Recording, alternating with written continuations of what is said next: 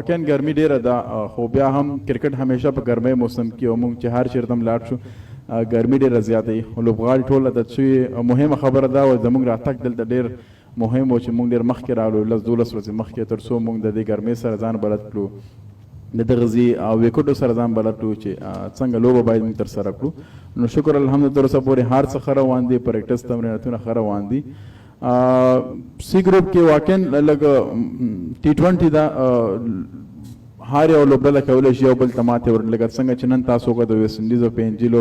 لوبه هم ډېره جالبه لوبه په دې وه چې اخره کې دواړو لوبو کولی شو چې یو بل ته ماتې ورکړي خو بیا هم موږ به کوشش تا وکړو چې یوه لوبه په هغې باندې سوچ وکړو چې اوله لوبه د موږ چا سره ده هغه یوګانډا سره ده کوشش به کوو چې هغې کې ښه وځلیږو څومره هم کوشش کوي چې ښه لوبه ترسره کړو او بیا هغې نه وروسته نیوزیلینډ بیا PNG ده او سره اخیره میچ ویسټ انډیز سره ده نو سخت اسانه نه دي څومره هم چې تیاری موږ نیولی دی څنګه چې لوبډله ده انشاءالله په لوبډله باوري یم او په دې چې انشاءالله دوی په میدان کې ښه ځلیږي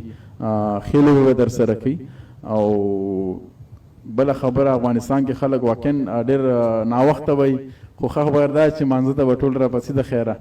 او مونږ سره سره به دعا کې مونږ یاد ساتي نو مونږ به کوشش کړو د خیره چې مونږ دلته ښه وځلیږو او د هغوی ټولو مینوالو نه دا هیله ده چې مونږ خپل دعاګانو کې یاد ساتي او د ټولو به دا کوشش وي چې په میدان کې ښه وځلیږو وطن ته خوشحالي راوړو